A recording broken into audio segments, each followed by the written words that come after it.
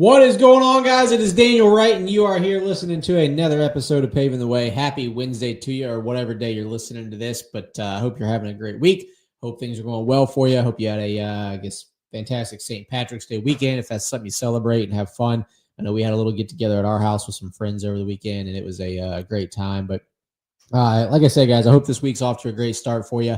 Happy to be here doing another episode. I know I jumped back on last week after missing the week before and all the construction going on at the office, which if you're looking, let's see, over here back to my left, I got a couple of holes in the walls that have been here for quite a while that apparently the construction didn't get fixed. So still on the to-do list, just like everything else in my life right now. But guys, no, everything, we're rocking and rolling, running 100 miles an hour in what feels like 100 different directions. And that's kind of the what prompted the title of the show this week is when the going gets tough. Right. And so by tough, this is a good tough. I've had some episodes on here where, I've talked about some difficulties, some stresses, some frustrations, things like that of whether it's leadership, personnel, holding standards and things like that I've struggled with over the time. But this is a struggle that we're having a good one right now. I think I mentioned it last week. I feel like we came out of the gates this year with our tail on fire. So it's a fantastic problem to have, but it can become overwhelming, overbearing, and overloading if you're not careful with it. And so today, as I've been trying to do lately when I do some of these episodes, I try to think, what would the Daniel of 2, 3, 4, 5 years ago plus would have wanted to know that I know now, right? So 5 years ago, if I would have known then what I know now, what would have helped me with that? So today I want to talk about 3 things that really would help me have dialed in 5 years ago that I focus on now. And hopefully it can help remind you of what you need to do if you start feeling that pressure. Let's get started.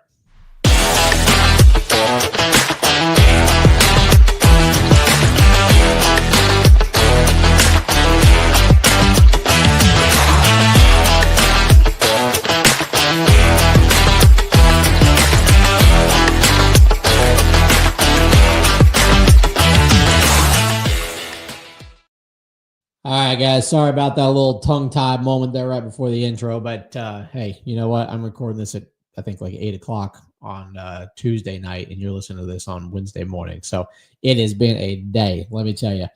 So like I said, we've been running 100 miles an hour this year. Just tons of opportunity, to be completely honest, just kind of being thrown at us, right? And we're fortunate that we, not just live in a world, a country that has opportunity. We live in a market that has opportunity for our industry that we as a company are obligated to figure out how to capitalize on and take care of. Because we've obviously done something good enough over the past 8, 9 plus years that we've now earned the trust of these clients, whether it's repeat clients or new clients that come to us through recommendations, referrals, our online presence, whatever it may be. And they're coming to us, trusting us to handle their problems and solve their problems with them, for them, whatever it might be. And so as those opportunities continue to come at us, right? There's only so many hours in the day. There's only so many people on the team right now. There's only so many, softwares and systems that we use to help try and get things done and expedite the processes. So there's 3 main points that I like to try and dial in on to make sure that we don't get ourselves overloaded and overwhelmed and eventually start falling short, letting things slip through the cracks and end up, I guess creating more problems for ourselves because of having too much opportunity that doesn't get managed correctly. So the first principle that I like to try and make sure that we follow, and I've done a whole podcast on this before, but it's the principle of prioritize and execute, right? So when you've got a ton of things coming at you, from all different directions, up, down, left, right, side to side, whatever it might be, the first thing you have to do is look at everything out in front of you and say, okay, what is the level 1 priority? In our business, we categorize a level 1 priority as something that is urgent and important, that we need to do it right now because it carries a lot of weight, right? So that can be a lot of different things. From a sales perspective, that could be one of your key accounts, your key clients that had something come up that they need to get taken care of, because if they don't get it taken care of, it's their ass on the line. And so you're responsible for making sure they're taken care of and you get it handled. It could be that you made a promise to somebody that you would get them a proposal or you come by their property or their facility and scope their project for them on a certain day and time.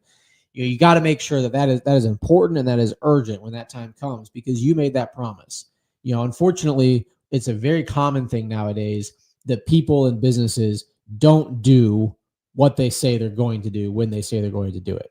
So if you can be somebody who does what you say you're going to do when you say you're going to do it, or if something happens, because life does, and I'm guilty of this, that's why I'm throwing this "or" in here, or you own up to it, you communicate with them, and you are transparent with them about what the change is and why, then you're going to stand out amongst the crowd. You're going to be that 1 out of 100 that someone feels that they can actually trust. They believe what you're saying because you've been transparent, you held to your word, whatever it might be. So you want to prioritize and execute those things. Like I said, whether it's the sales side, whether it's an operational side, whether it's a personnel side, a training, whatever it may be, look at everything that's coming at you and prioritize and execute. Now, the step 2 that we would go on from that, the next key point, is going to be to make sure that you have systems, processes in place to help you stay organized when it comes to prioritizing and executing. For us, one of the systems and programs that we've talked about, or that I've talked about on this show numerous times, which I don't know why they haven't given me some some kickbacks for endorsing them so much, is Basecamp, right? We use Basecamp as like the nucleus of our company. It helps us stay organized from everything from different conversations we have from departments.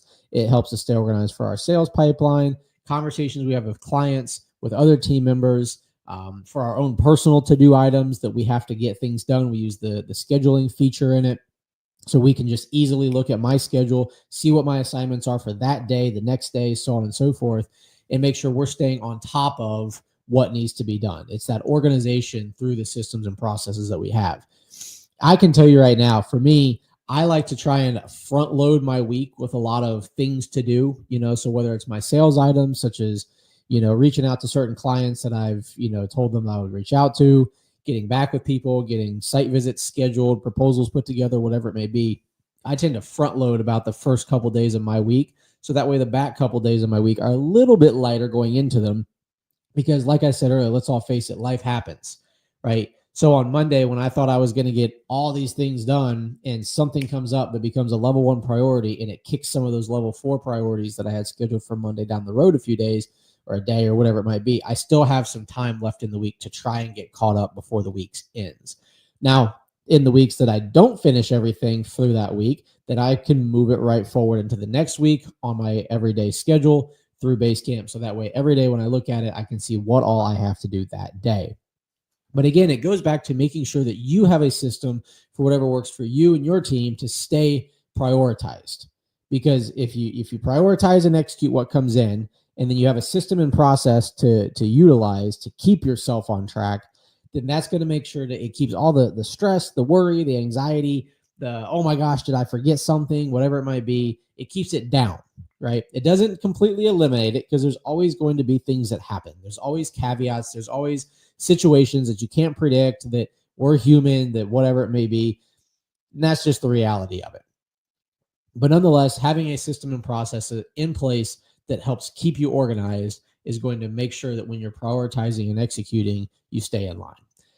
And the last, but probably most important thing that you guys have to remember, and I say you guys, talking to myself as well, is you have to make sure to take care of you, right? And this isn't to be the whole soft, like, all whatever, woo stuff of, you got to, take, 5 minutes for meditation and 10 minutes to be grounded and 18 minutes to sit in the, the red, what do they call it? The red sauna stuff or whatever. I don't know. Everybody's got their own thing they do, right? But nonetheless, however you take care of you within reason to still allow yourself to be productive and contributing to whatever it is you're working on, you got to make sure to do that.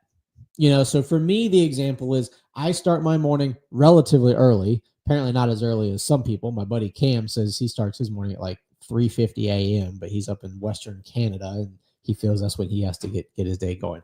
So he basically showed me I need to kick my game up a little notch. But nonetheless, I start my day early. I spend it, in a devotional to get my mind right, my faith right, to remind myself kind of what I'm doing, what I do for. I spend a little bit of time reading some sort of a personal or business development book to try and make sure I'm continuing to grow and learn as a leader, as a husband, as a business owner, as a friend, whatever it might be. And then from there, I go and spend about an hour or so working on my physical health. I say my physical health, but it's also my mental health at the gym, because anybody who knows me knows that if I don't go get that time in the morning, I'm probably not as great of a person as if I would have gotten that time in at the gym. So I make sure to prioritize getting those things done. That doesn't mean I don't, respond to team members or to clients or to friends or family if they call me during those times or they need something. But nonetheless, I make sure to prioritize making sure that I'm the best version of me, so that when it comes time to prioritize and execute and use the systems and processes we have in place with our team, with our clients, with our vendors, with our contractors, whatever it might be, that I'm showing up the best version that I can possibly be. Now, like I said, those are the things that I do to take care of me at the times that I choose to take care of them. I have plenty of friends that they take time out of the middle of the afternoon to go kind of reset their day. They get their day going in the morning, they go reset in the afternoon, and they finish the rest of the afternoon off strong for their team and their clients.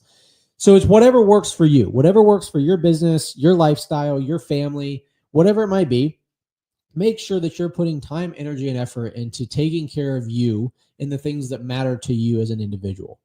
Because I tell people all the time, look, if your home life and your personal life isn't right, your business and your professional life never will be either.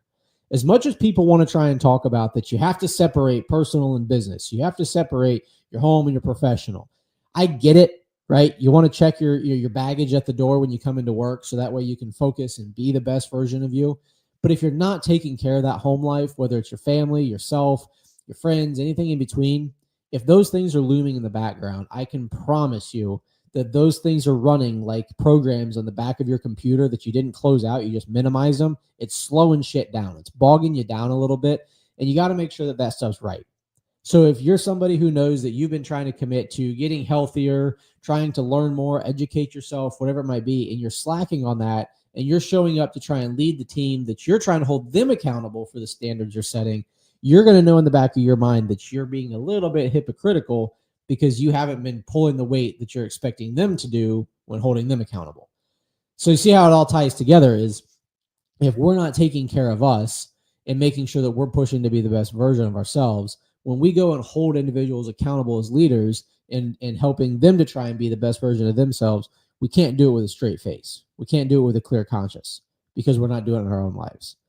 And so that's why I said, I think, in my opinion, it's the most important aspect of the three things I mentioned today, between the prioritizing and executing, the systems and processes to stay organized, and taking care of yourself and making sure that you're showing up the best version of you as often as possible. Because if you do that, then the other things have a better opportunity to fall into place. So guys, like I said, I thought this was relevant for my personal life right now. I'm trying to think of how I was 5 years ago, because I do have friends in my industry that I get to talk to, help kind of mentor a little bit. And, I know the struggles and the frustrations that they're probably going through at their stage in their business and their growth. And hopefully this information that I'm sharing now can help the me from 5 years ago. And in the meantime, hopefully it helps you too. So with all that being said, guys, I hope you have a fantastic rest of your week. I hope you have a great weekend, whatever that's going to have in store for you. And I hope you continue to kick ass in 2025. I look forward to seeing y'all next week. As always, let me know if you need